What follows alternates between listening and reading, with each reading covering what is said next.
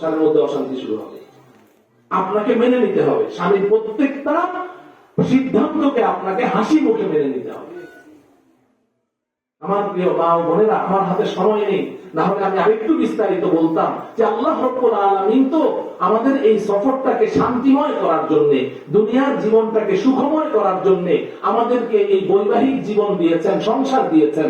এটার উপরে আল্লাহ পাক তো আমাদের উপরে অনুগ্রহ প্রকাশ করেছেন, ইহসান জিতিয়েছেন। ওয়াখালাকনাকুম আজওয়াজা, এটা তো আমাদের একটা শান্তি।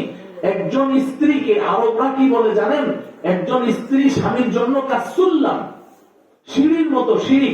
একজন মানুষ দোতলায় যাবে, তিনতলায় যাবে, চারতলায় উঠবে, তো সিঁড়ি বেয়ে বেয়ে উঠতে থাকে, সিঁড়ি বেয়ে বেয়ে। সিঁড়ি ছাড়া যেমন একজন মানুষ দোতলা তিনতলায় উঠতে পারে না, ঠিক একজন নেককার স্ত্রী একজন স্বামীর জন্য সিঁড়ির মতো।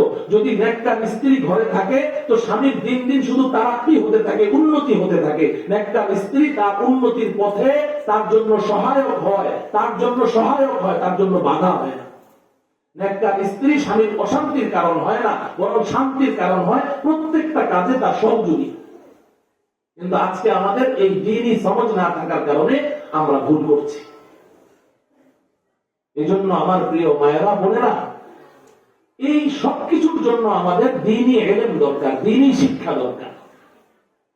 এই দ্বীনি শিক্ষাটুকু আমরা পর্যাপ্ত পরিমাণ অর্জন করতে পারিনি। এখন আমাদের জিম্মাদারি হলো আমাদের সন্তানদেরকে যেন আমরা এটা থেকে মাহরুম না করি।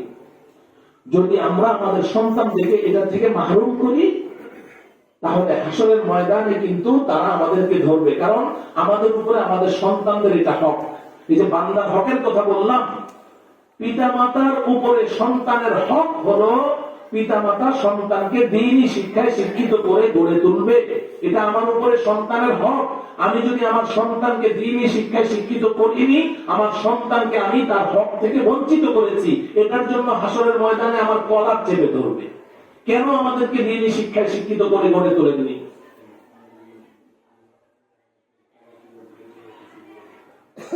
গড়ে তোলা।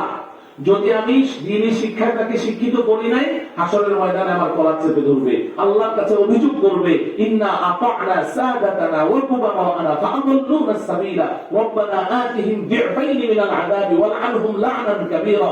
আল্লাহ, আমাদের কি দোষ? আমাদের বাবা মা আমাদেরকে দ্বীনি শিক্ষায় শিক্ষিত করে নাই, এই কারণে আমরা বঞ্চিত হয়েছি, মাহরুম হয়েছি, এই কারণে আমরা বদদিন হয়েছি।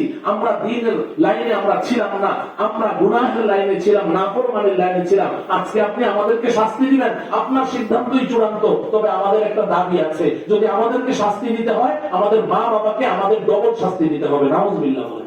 কোরআনে আল্লাহ